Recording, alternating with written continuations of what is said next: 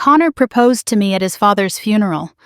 Not during the service, he wasn't that far gone, but after in the parking lot of Riverside Cemetery while everyone else headed to his aunt's house for casseroles and condolences. He dropped to one knee right there on the asphalt, pulled out his grandmother's ring, and said the words that have haunted me every night since. Dad always said I should marry you, said you were the best thing that ever happened to me. He was right about everything else, so I figure he's right about this too. His father, the man I'd been sleeping with for 3 years. Yes, I said, because what else could I say? Robert was dead. The secret was buried with him. Connor needed something good in his life, and I could be that. I would be that. The guilt would fade eventually. Everything fades. That was 18 months ago. Tonight I'm staring at wedding invitations while Connor sleeps beside me, blissfully unaware that his fiancé spent 3 years betraying him with the man he respected most in the world. The man whose last words to him were, "Take care of her. She's special." Special. That's one word for a woman who seduced her boyfriend's widowed father. My phone buzzes. A text from Connor's sister, Emma. Found more of Dad's things in the attic. Can you come by tomorrow and help sort through them? My stomach clenches. Every box of Robert's belongings is a potential landmine. Photos, letters, receipts, credit card statements, any of it could reveal what we were, what I am. Of course, I text back. What time? I should have ended it with Connor the day Robert died. Should have made up some excuse, moved cities, disappeared. Instead, I let him lean on me through his grief, comfort him while I mourned his father in ways he couldn't understand, held him while he cried for the man I'd been meeting at the Marriott every Thursday afternoon. You okay? Connor mumbles, half awake. Even in the darkness, I can trace Robert in the line of his jaw, the shape of his hands. Fine, just thinking about tomorrow. The wedding planner? He pulls me closer. Don't stress, whatever you pick will be perfect. The wedding planner. Right. Because that's what normal fiancés think about at 3 a.m, not their dead lover's mouth or the prayer in his voice when he said their name. I love you, Connor whispers, already drifting back to sleep. I love you too, I lie. Or maybe it's not a lie. Maybe I do love Connor in some twisted way, just not the way he deserves. Not the way a woman is supposed to love the man she's marrying. The real love, the dangerous kind, the kind that makes you do unforgivable things. That was Robert, and it started at a grief counseling group. Connor had begged me to take his father. Ruth had been gone 2 years, and Robert was drowning. He won't listen to me, Connor said, but he likes you. Maybe you can get through to him. So I drove Robert to the community center every Tuesday night, sat in the lobby while he talked about losing his wife of 35 years. He was 58, distinguished in his grief, trying so hard to be strong for his kids. I was 29, had been with Connor for 3 years, thought I was happy. Thank you for this, Robert said after the 4th session. I know you have better things to do than chauffeur an old man around. You're not old, I said automatically. And Connor worries about you. I'm happy to help. He studied me then, really looked at me for the first time. My son is lucky to have you, Natalie. Not many women would do this. The way he said my name, like it was something precious, made my skin flush. I told myself it was nothing. Told myself grief makes people say strange things. But it wasn't nothing. Week after week, our conversations in the car grew longer. He'd talk about Ruth, about raising Connor and Emma, about his work as an architect. I'd talk about my job at the museum, my family in Springfield, anything except how much I looked forward to Tuesday nights. You're easy to talk to, he said one night. I feel like I can be myself with you. Everyone needs someone they can be honest with, I replied, not yet understanding the irony. The first kiss happened in week 12. He'd broken down during group, really sobbed for the first time. I held him in the parking lot while he shook apart, and then suddenly his mouth was on mine, desperate and guilty and perfect. I'm sorry, he gasped, pulling away. God, I'm so sorry. You're Connor's. Oh, it's okay, I said, even though it was the opposite of okay. Grief makes people. He kissed me again. Slower this time. Deliberate. When we finally broke apart, we both knew everything had changed. We can't, he said. I know, I agreed.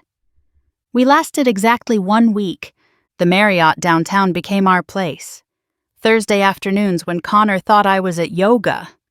Robert would book the room, I'd bring lunch, and for 3 hours we'd pretend the outside world didn't exist. In that room, he wasn't Connor's father and I wasn't Connor's girlfriend. We were just two people who couldn't stay away from each other. This is wrong, Robert would say every time, hands already reaching for me. I know, I'd answer, already pulling him closer. He'd tell me about his day, about the buildings he was designing, about the life he was trying to rebuild after Ruth. I'd tell him things I'd never told Connor, about my father's drinking, my sister's suicide attempt, the parts of myself I kept hidden. With Robert, I didn't have to be the perfect girlfriend. I could just be. I'm going to hell for this, he said once, tracing patterns on my bare shoulder. Then I'll save you a seat, I replied, making him laugh. The guilt ate at him more than me. He'd go weeks sometimes, swearing it was over, that he couldn't do this to Connor. Then he'd call, voice broken, and I'd be back in that hotel room before the day was through. I love you, he said on a random Thursday in March, the words falling out like an accident. Robert! I know I can't, but I do. I love you too, I admitted, sealing our mutual damnation. Connor never suspected. How could he? His father and girlfriend got along, that was a good thing. When I'd stay for dinner after dropping Robert off, Connor would beam at how well we all fit together. When Robert would joke with me, touch my shoulder casually, Connor would tell his friends how lucky he was that his family loved me. If only he knew how much. So many close calls. Robert's credit card bill delivered to Connor's apartment by mistake. A hotel key card falling out of my purse. The time Emma almost walked in on a phone call. But we were careful, paranoid, deleted texts, separate credit cards, alibis always in place. We should stop, Robert would say. We should, I'd agree. Neither of us meant it. 3 years. 3 years of Thursday afternoons and stolen moments and loving the wrong man. 3 years of watching Connor plan our future while I planned my next lie. 3 years of family dinners where Robert and I would avoid eye contact, terrified that one look would give everything away. I told myself I'd end it with Connor eventually. When the time was right. When Robert was ready. When we figured out how to minimize the damage. But there's no minimizing the damage when you're fucking your boyfriend's father. There's only destruction, waiting to happen. Then Robert had the heart attack. Connor called me from the hospital, hysterical. He collapsed at work. They don't know if— Nat, please, I need you here. I drove to Richmond General in a haze, my last text to Robert still unread. Can't wait for Thursday. He was conscious when I arrived, pale and hooked to machines, but alive. Connor was holding his hand, Emma crying in the corner. When Robert's eyes met mine over Connor's shoulder, I saw everything there. Love, regret, resignation. Natalie, he said softly. Good. Connor needs you. Those were the last words he spoke to me alone. The heart attack was massive. A second one hit 2 days later. Connor never left his side, and neither did I, playing the supportive girlfriend while the man I loved slipped away. Take care of him, Robert whispered to me in his final hours, Connor having stepped out for coffee. Promise me. Robert, promise me. He's a good man, better than me, be the woman he thinks you are. I promise, I choked out. He died that night. Connor was holding one hand, I was holding the other. The monitors flatlined, and with them any chance of ever coming clean. How could I tell Connor the truth now? That while he was grieving his hero father, I was mourning my lover? That every Thursday for 3 years I'd betrayed him in the worst possible way? So I kept the secret, helped plan the funeral, spoke at the service about what a wonderful man Robert was, how much he loved his children, held Connor through his breakdown, played the role Robert asked me to play, the devoted girlfriend helping her man through tragedy. "I don't know what I'd do without you," Connor said after the funeral. "You're the only thing keeping me together." That's when he proposed. Right there in the cemetery parking lot, grief-stricken and desperate for something good to hold on to. His grandmother's ring, Ruth's ring, catching the afternoon light. "Dad loved you," he said. "Told me all the time I'd be an idiot to let you go." The irony was suffocating. But what could I say? "Actually, Connor, your dad and I were in love? We spent 3 years sneaking around behind your back? Every Thursday when you thought I was at yoga, I was in bed with your father?" So I said yes. Let him slip his mother's ring onto my finger. Kissed him in the parking lot of the cemetery where we'd just buried my secret along with Robert. 18 months later, I'm still wearing that ring. Still planning a wedding to a man I don't love the way I loved his father. Still carrying the weight of what we did, what I'm still doing by staying silent. Emma's house is cluttered with boxes when I arrive. Connor's at work. A small mercy. I can't sort through Robert's things with him watching. "Thanks for coming," Emma says, hugging me. "I just can't do this alone. Too many memories." If only she knew. We start with the easy boxes. Old tax returns, architectural drawings, college yearbooks. I breathe easier with each innocent item. Maybe I'm paranoid. Maybe Robert was as careful about physical evidence as he was about everything else. Then Emma opens a filing cabinet. "What's this?"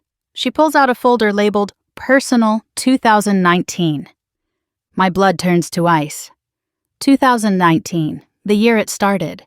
Inside are receipts, hotel receipts, Marriott downtown location. Every Thursday, paid in cash, but he'd kept them all.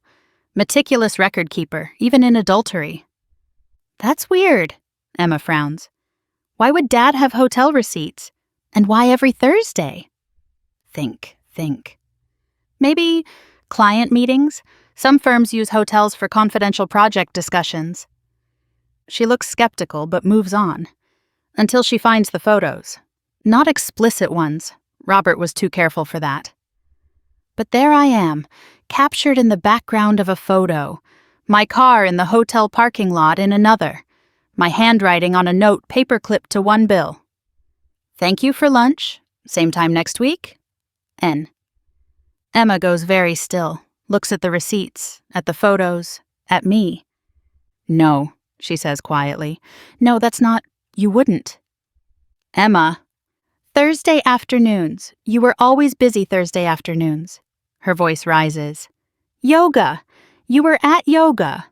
Please let me explain." Explain. She's standing now, receipts crumbling in her fist. "You were fucking my father." "It wasn't like that. 3 years. 3 years?" She's doing the math, her face cycling through shock to rage to disgust. "While you were with Connor, while you sat at our dinner table and, oh my God, I'm going to be sick." "Emma, please. Your father and I..." Don't you dare try to make this into some love story. You're engaged to my brother. You're wearing my mother's ring." I touch the ring unconsciously, and her eyes follow the movement. "Take it off," she says, deadly quiet now. "Take it off right now." "Emma, take it off!" I pull the ring off with shaking hands. It leaves an indent on my finger, a ghost of the lie I've been living. "You're going to tell him," she says. "Today, or I will. It'll destroy him. You destroyed him the first time you touched our father." She's crying now, angry tears streaming down her face. "God, how could you? How could he? Mom hadn't even been gone 2 years. He was grieving. We both were." "Stop, just stop." She grabs her phone. "You have 1 hour. Tell Connor or I do." The drive to Connor's office is a blur. I think about running, packing my things and disappearing, letting Emma tell him, dealing with the aftermath from a safe distance. But I promised Robert. Take care of him.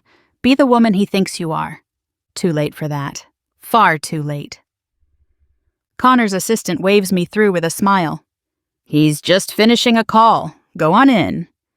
He's at his desk, looking so much like Robert it physically hurts. Same concentrated frown, same way of pushing his hair back when stressed. When he sees me, his face lights up. Hey, what a nice surprise. How'd it go at Emma's? Find anything interesting? I close the door, lock it. He notices. Nat, what's wrong? You look... I have to tell you something. The words come out in a rush. Thursday afternoons, the hotel, 3 years, your father... I'm sorry, I'm so sorry. I watch his face change as he processes what I'm saying. The confusion, the denial, the creeping realization, the devastation. It's like watching someone die in real time. No, he says when I'm done. No, you're confused. Dad wouldn't... You wouldn't... Connor, no! He slams his hand on the desk. This is insane. My father loved my mother. He would never... He loved her, but she was gone and he was lonely and I... Get out. Please let me... Get out! He's on his feet now, face twisted with rage and pain. Get out before I... Just get out! I reach for him and he recoils like I'm poisonous, which I suppose I am. I'm sorry, I whisper. I'm so fucking sorry. 3 years, he says, voice breaking. Every Thursday, while I was, Jesus Christ, Natalie, with my father. I loved him. The words escape before I can stop them. I'm sorry, but I loved him. The look on his face. Like I've just twisted a knife that was already killing him. And me? He asks quietly. Did you ever love me at all? I tried. Get out. Get out and never contact me again. If I see you, if you come near me or Emma, I'll... He stops, shoulders shaking. Just go, please. I leave the ring on his desk and walk out. His assistant asks if everything's okay. I don't answer. Emma's already told everyone by the time I get home. My phone won't stop buzzing. Connor's friends, our mutual acquaintances, his cousins, everyone has something to say about the woman who fucked father and son. The messages range from disgusted to threatening. I turn off my phone, but the damage is done. In the age of social media, secrets don't stay secret long. I pack what matters and leave that night. Drive to Pittsburgh where no one knows me, check into a motel, and try to figure out what comes next. Connor calls once, 2 weeks later. I answer on the first ring. I need to know something, he says without preamble. That Thursday, the day Dad died, were you going to meet him? I close my eyes. Yes. Silence. Then, he was having the heart attack while you were planning to... God, Natalie, how do you live with yourself? I don't know, I admit. He hangs up, blocks my number. It's the last time we ever speak. Emma sends one final text a month later. Connor's in therapy. He can't look at pictures of Dad. You destroyed my family. I hope it was worth it. Was it worth it? 3 years of loving Robert. 3 years of betraying Connor. 3 years of Thursday afternoons that felt more real than all the other days combined. I think about Robert's hands, his laugh, the way he said my name. I think about Connor's face when I told him, the sound of his voice breaking. I think about Emma sorting through those receipts, piecing together our betrayal. I think about Ruth's ring sitting on Connor's desk, a symbol of the love I perverted. No, it wasn't worth it.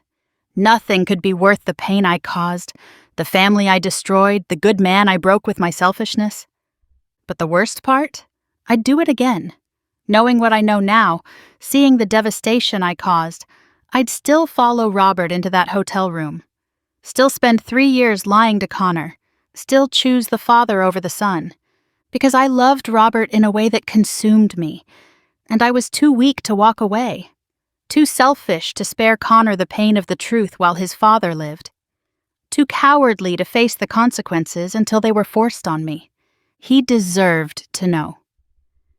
From the beginning, from the first kiss, From the moment his father and I crossed a line that should never be crossed.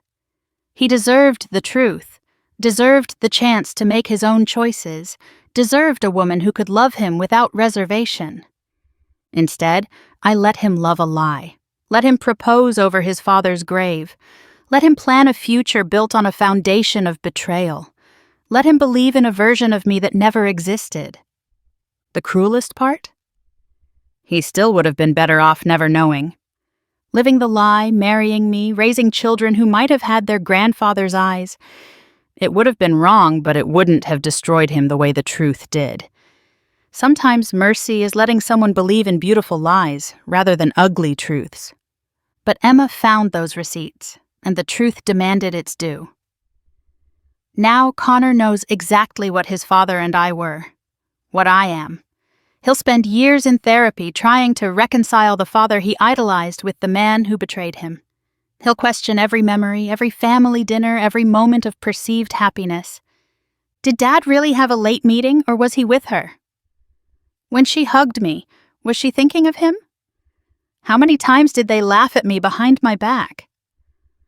I know, because these are the questions he texted me at 3 a.m. for weeks, before blocking me entirely. Questions I couldn't answer without causing more pain. I live in Seattle now. New name on my social media, new job, new life built on the ashes of the old one. I don't date. How could I? How do you explain to someone new that you destroyed your last relationship by sleeping with your boyfriend's father? How do you trust yourself to love appropriately when you've proven capable of such betrayal? Sometimes I dream about Robert. We're in that hotel room, afternoon light streaming through the curtains, his hand in mine. He's telling me we should stop, and I'm agreeing, and we both know we won't. In the dreams, Connor never finds out. Robert doesn't die. We just exist in that Thursday afternoon bubble forever, suspended between wrong and right, love and betrayal. I wake up alone. Ruth's ring long gone.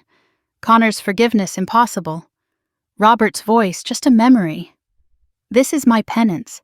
Not the public humiliation or the lost relationships or the reputation destroyed. It's the knowledge that I had 2 good men in my life, and I betrayed them both. One by loving him when I shouldn't have, the other by letting him love a lie. Connor deserved to know the truth. He deserved so much better than what I gave him. But I was too selfish to give him either. That's who I am. The woman who fell in love with her boyfriend's father. The woman who kept that secret for 3 years. The woman who let him propose at his father's funeral, knowing she'd spent every Thursday afternoon betraying him with the man they'd just buried. The woman who let him love a lie because the truth would have destroyed him sooner. Turns out, destruction was inevitable. Timing was the only choice I had. And like everything else in this story, I got it fatally wrong.